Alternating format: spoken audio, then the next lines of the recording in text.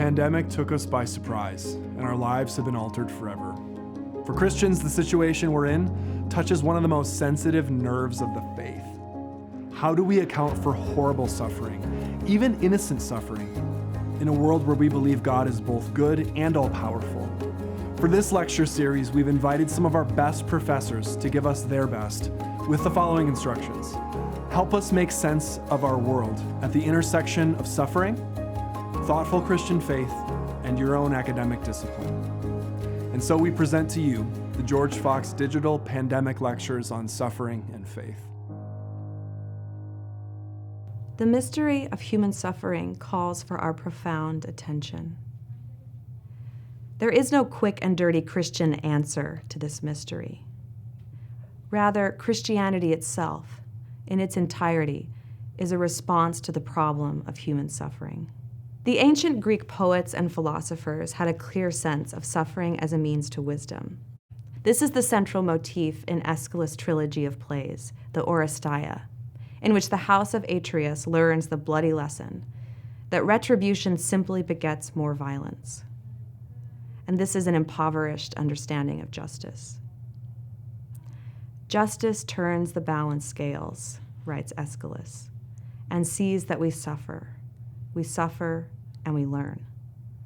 For Plato, the good life depends upon a well-ordered soul, which entails restraining the passions through one's reason and will. This is not a painless process. Moving from interior disorder to order requires patience, moderation, temperance, and self-mastery. Aristotle similarly roots his concept of human flourishing, or eudaimonia, in virtue that is hard-won through effort and habit. His perspective echoes the poet Hesiod, who describes the paradoxical connection between goodness and suffering. Hesiod writes, "Between us and goodness, the gods have placed the sweat of our brows. Long and steep is the path that leads to her." Suffering strips life down to its barest bones.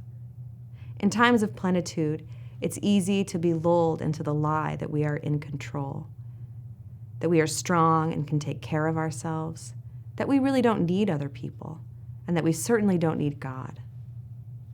Suffering cuts through all that like a beam from a magnifying glass that exposes what actually matters, forcing us to reckon with the deep questions that in times of comfort we can easily ignore. One severe kind of wisdom that can come from suffering, whether the suffering is deserved or not, is an openness to the reality of God Himself. Suffering weakens us, unmasks us, grinds down our defenses, and can make us more receptive to divine love. When we are healthy and strong and successful, we too easily become our own gods. And that is a kind of spiritual death. Perhaps the most prominent motif throughout Scripture, Old and New Testament, is the paradox of strength in weakness. God works intensely through those who are weak, those who are suffering, those who are meek and humble of heart. His power is most profound when it is moving through human weakness. In the Old Testament, God tells this to Isaiah: "This is the one whom I approve, the lowly and afflicted man who trembles at my word." In the New Covenant, Mary embodies the paradox of strength in weakness. She, a lowly peasant girl, has been chosen to be the mother of God. Mary celebrates God's power in song, how He lifts up the lowly, fills the hungry, how He has shown favor to her, His humble handmaid. There is perhaps no greater wisdom than this, the wisdom of humility, an awareness of who we are in relation to the one who made us. Suffering, then, can be a path to wisdom. Suffering is also connected to love. Love is not, as it turns out, about our own actualization and fulfillment. Genuine love comes at a cost to ourselves, a cost that reveals itself in both life and death. Consider the terrain of marriage and parenthood. In life, navigating this terrain requires that we, on a daily basis, sacrifice our desires and comforts on behalf of one another. The magnitude of our love is revealed in proportion to our willingness to accept those sacrifices.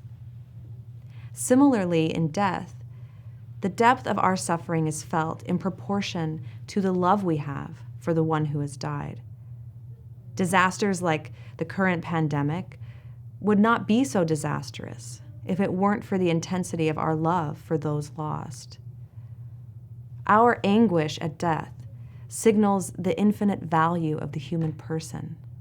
Grief itself is a tribute, professing the dignity of the lover and the irreplaceability of the beloved. In Christ, this natural connection between love and suffering is elevated to the supernatural. Christ gives us access to a power that the ancient Greeks, however wise they were, did not have: divine grace. Through this power, our suffering can become redemptive. Whether we like it or not, conversion is almost always accompanied by suffering. Jesus says to us, "I am the light of the world. He who walks with me shall not dwell in darkness, but will have the light of life." Only those who have entered the abyss, who have tasted its darkness, can fully understand the power of those words. In the Gospels, it is the sick and the suffering, the desperate and deranged, who see Christ most clearly and encounter him most radically. This is particularly true in the Gospel of Luke, which focuses on Christ's healing power. Christ comes to restore the whole person in soul and body. Luke's Gospel recounts over a dozen healing encounters with Jesus. Again and again, people in misery reach out to Jesus and willingly hand over their wounded, broken selves for healing. It is the Pharisees, on the other hand, with their earthly power and unbent wills, who always hover a comfortable distance away. Conversion does not always involve a sudden dramatic change. More often, conversion is a quiet, continual reorientation, a steady pilgrimage into the heart of God. And here too, suffering is a plow in God's steady hands, churning up the hardened soil to make it capable of nurturing the seed of divine love. This dynamic between grace, suffering, and love intensifies when we consider Christ himself.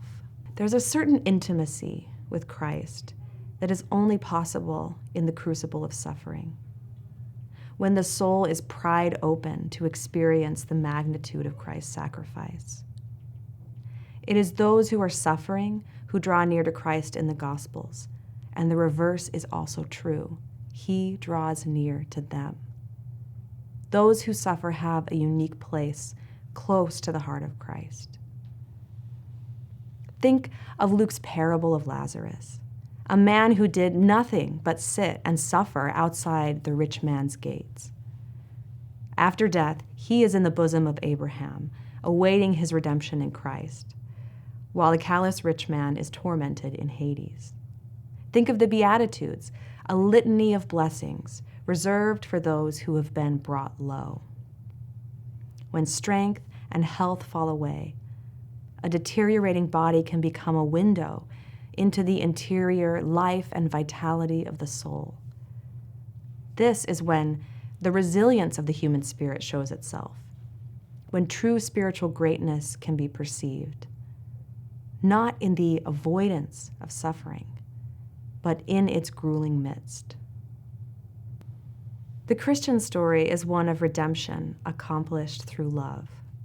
Love that displays its magnitude by plunging into the depths of human suffering. And this way of redemption has been left open for us, the way of love in suffering. To follow Christ is to retrace his path, in which the glory of the resurrection is won by way of the cross. In this light, suffering itself is reframed. Our pain is not meaningless, but becomes an opportunity for love. The Polish Catholic poet Czesław Miłosz has this poem, Either Or, which describes the dazzling truth claims of Christianity and their profound implications. If God incarnated himself in man, died and rose again from the dead, all human endeavors deserve attention only to the degree that they depend on this, i.e., acquire meaning thanks to this event. We should think of this by day and by night, every day, for years ever stronger and deeper. And most of all, how human history itself is holy, and how every deed of ours becomes a part of it, is written down forever, and nothing is ever lost. Even when, especially when, it seems impossible to believe, shrouded as we are in the darkness of a pandemic and civil unrest, we must hold to the promise of the resurrection. Our crosses, when we take them up, must always point toward this. Suffering and death have been converted by Christ toward the ends of love. The tapestry of the world's salvation is still unfolding, but in the end we shall see how each person, each event, is a thread that has been gathered up into God's design. Nothing is ever lost. You just heard from Dr. Abigail Favale, Dean of Humanities. She's the award-winning author of Irrigere, Incarnation, and Contemporary Women's Fiction, as well as the recent memoir, Into the Deep, An Unlikely Catholic Conversion. We have more lectures in this series. Check them out on our YouTube page for George Fox Digital.